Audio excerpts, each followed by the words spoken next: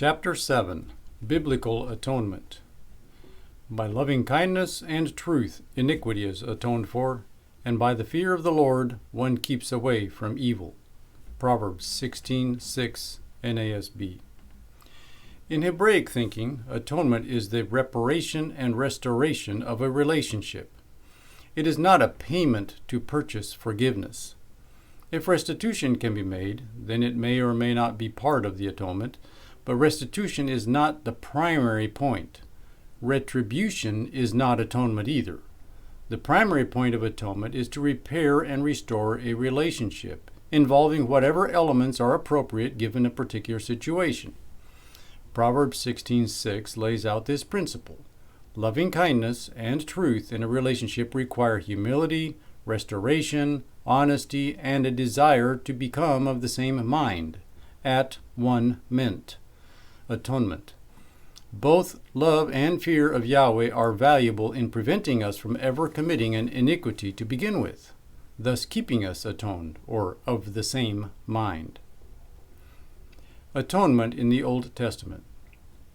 In the Old Testament, we read that sacrifices were typically made for atonement with God. The sacrifice could be one per person, or, on the Day of Atonement, it was one sacrifice for all the people. This shall be a permanent statute for you in the 7th month. On the 10th day of the month, you shall humble your souls and not do any work, whether the native or the alien who sojourns among you, for it is on this day that atonement shall be made for you to cleanse you. You will be clean from all your sins before the Lord. Leviticus 16:29-30 NASB. Nothing in this atonement passage, nor in any other biblical passage, says anything about the sacrifice being a payment for sin. That is a complete misunderstanding, as will be explained. We also read nothing about the suffering and death of the animal as part of the atonement, nor about the animal literally or symbolically absorbing God's wrath against sin. Nor do we see the blood applied to or covering the person or persons seeking atonement. The blood was for the altar, as part of the symbolic ritual, which was intended to display a desire to maintain a covenantal relationship. The word for covenant in Hebrew is berit, which literally means a cutting, which of course brings forth blood. In the case of the sacrifice, the animal was cut, bringing out the blood, and this blood was used in the ritual of atonement, of reconciliation. Blood was not thought of as a magical substance with the power to delete guilt or sin from a person's record. It was to be thought of in terms of a covenant. Perhaps in today's world, an approximation of what a Day of Atonement, that is, reconciliation, would be like, is when a married couple chooses to renew their vows, perhaps after a period of marital estrangement. In this case, there is no blood involved, but the renewing of the vows is like making an official recommitment to the marriage covenant after offenses have damaged the relationship. The renewing of the vows is likely to incorporate some degree of ceremony that has meaning to the individuals involved.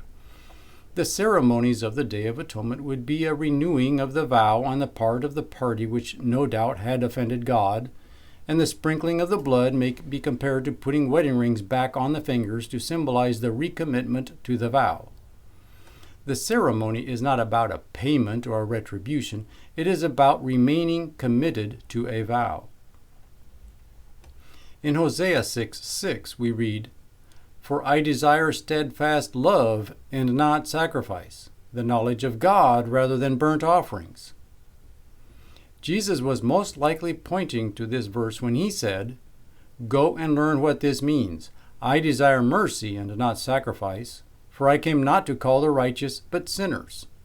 Matthew 9:13. And, "If you had known what this means, I desire mercy and not sacrifice, you would not have condemned the guiltless."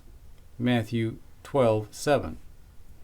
On this basis, Jesus taught that to love him, God, with all the heart and with all the understanding, with all the strength, and to love one's neighbor as oneself is much more than all whole burnt offerings and sacrifices. Mark 12:33. The big point to understand here is that God never demanded nor desired our sacrifices of animals as if he really needed them. The sacrifice itself was not the point. The real point was to have a right heart before God, and on that basis a person could offer an additional sacrifice if he so desired. Many people link expiation and or propitiation to the sacrifices in the Old Testament. These ideas and perspectives are debated by various individuals. Expiation involves the removal, cancellation, or annulment of a sin record, typically by means of doing something good that compensates for the wrong which has been done. Propitiation involves doing something to appease, placate, or satisfy an offended party. Within the topic of atonement, propitiation is commonly considered as the idea of man doing something to or for God to propitiate or appease God in order to prevent his wrath from being poured out. But there are some difficulties with pressing this claim too far. For instance, not one of the passages about atonement directly link propitiating, appeasing God's wrath with the atonement process. Nor were the biblical priests sacrificial agents whose job was to appease God.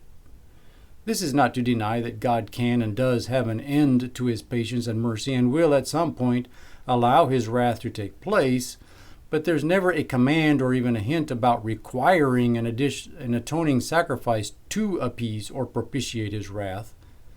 In fact, propitiation is typically a pagan view of the gods, where great sacrifices were performed to appease their imagined deity. Yahweh made very clear that he is not like those gods.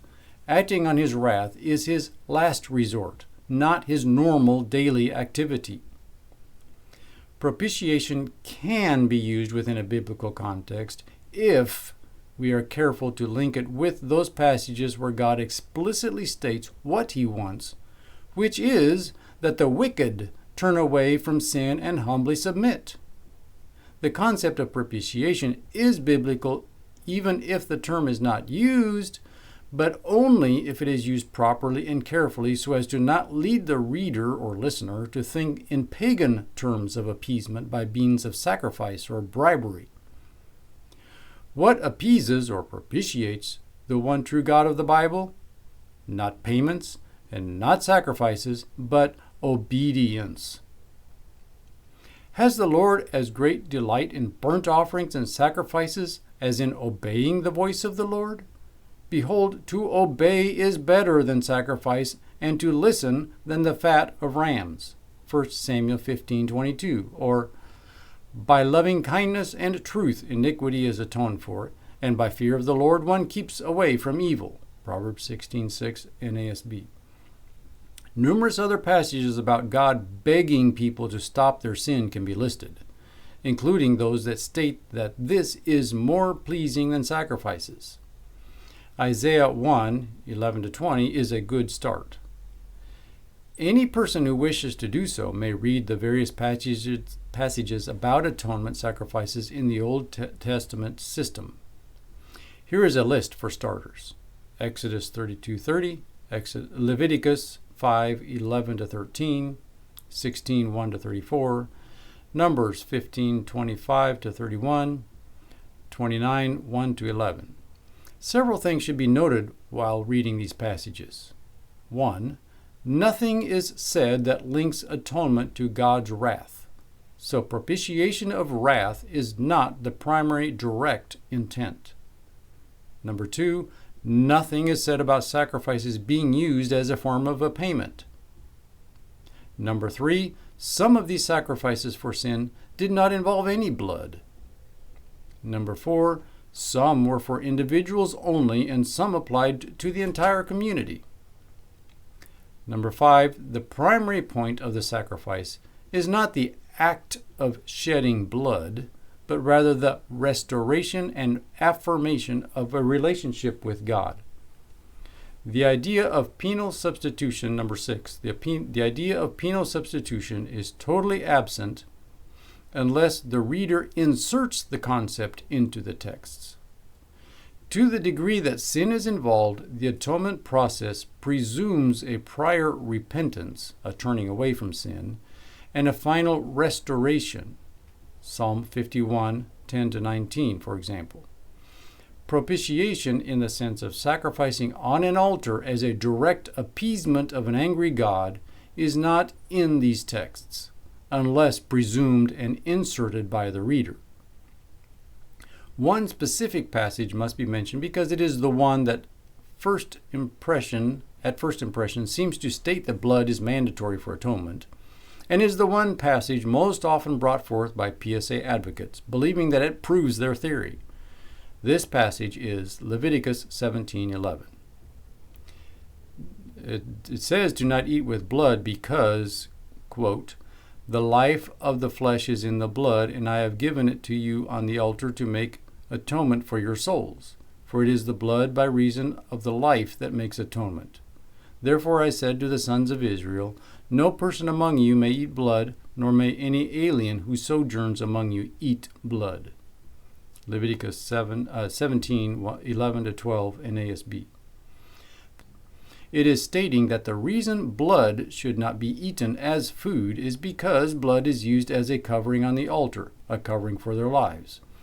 This does not say anything about blood being a payment for sin, nor that God needs blood to forgive. It is not giving instructions about sin sacrifices. The reason to not eat blood is because blood represents life, not as an exchange of life for life. Rather, it symbolizes the life of the offerer. Furthermore, the verse does not state that blood is the only thing acceptable for atonement. In the case of sin offerings, flour was also acceptable. Leviticus 5:11-12.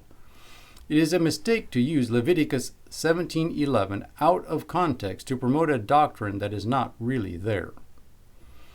The sin offerings were often combined with other offerings like food and drink that were pleasing to God.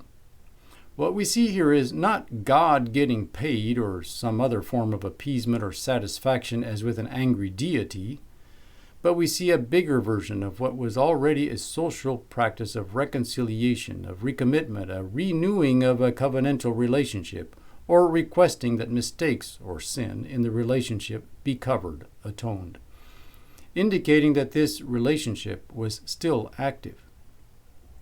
The ceremony involved food offered to God, people eating, and everyone enjoying the benefits and blessings that came from having a healthy relationship with God.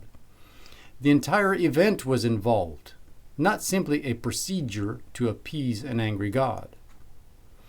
Many teachers fail to grasp the greater covenantal social context, and thus fail to understand that there are several things going on in sacrifices for sin.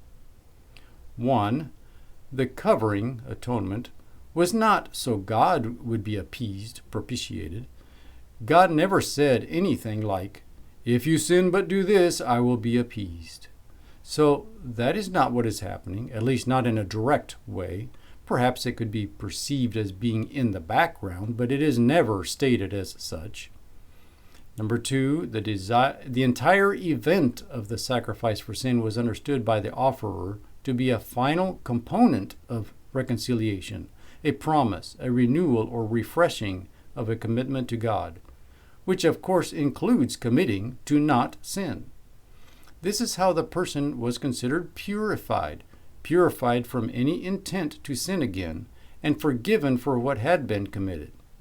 Comparable perhaps to a husband who gives flowers to his wife as a final act of demonstrating his commitment to her after having offended and having already obtained reconciliation. Number 3, the covering, atonement, was not about getting a clean slate, a blank ledger. It was a personal dedication to be faithful to the covenantal relationship with God.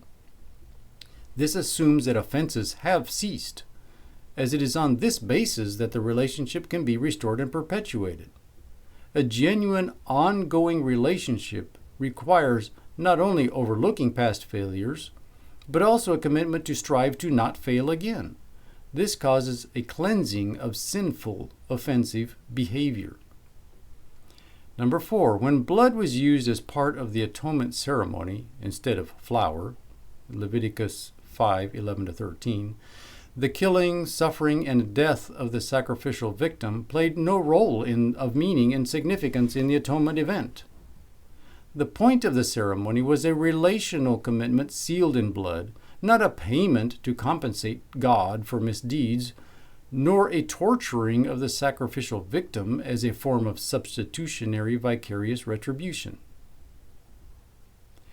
Today, the typical explanation of Old Testament sin offerings gives the impression that before extending forgiveness, God wanted to see a dead sacrificial animal and blood on the altar. However, this is not a good explanation of what an Israelite would have thought he was doing in offering a sin offering, and certainly not what God had in mind either. Also, one male goat for a sin offering, to make atonement for you. You shall offer these beside the burnt offering of the morning, which is for a regular burnt offering. In the same way you shall offer daily for 7 days the food of a food offering with a pleasing aroma to the Lord. It shall be offered besides the regular burnt offering and his drink offering. Numbers 28:22-24. A burnt offering for a pleasing aroma to the Lord. Numbers 29:2. And their drink offering according to the rule for them, for a pleasing aroma, a food offering for the Lord. Numbers 29:6. New Testament atonement. The Greek word that most resembles the word atonement is katallage. It is found in the following passages, most of which are translated more accurately as reconciliation. Romans 5:10-11, 11 verse 15, 1 Corinthians 7:11, and 2 Corinthians 5:18-20. Several of these relate to reconciliation between people. Reconciliation is one of the primary themes of the New Testament, perhaps even the ultimate primary theme, since that is why God sent his only begotten Son, that we through him would become reconciled to God. The topic of atonement is not intended to be difficult or technical. It is just God providing his Son as a mediator, a propitiator, not a propitiation, to restore a broken relationship. Sin is the primary problem, and God's Son exposed the evil of sin. Though a human person, he demonstrated victory over sin and death. God rewarded him with resurrection from the dead, made him both Lord and Christ, Acts 2:36, and has seated him at his right hand as the mediator between God and men, Philippians 2:8-11. Atonement as a propitiation, appeasing an angry God, is mostly, if not completely, absent in the New Testament just as in the Old. Granted, there are 4 verses, depending on the translation, where various translators have used the word propitiation based on their theological training, but many scholars question if this is the meaning of the underlying text. There are grounds to suspect that using the word propitiation in these texts is a theological assumption and a convenient word choice in spite of other, more accurate word choices. See in this book about Romans 3:25, Hebrews 2:17, 1 John 2:2, and 4:10. For further discussion about each of these passages, see the later chapters that correspond to each of these texts.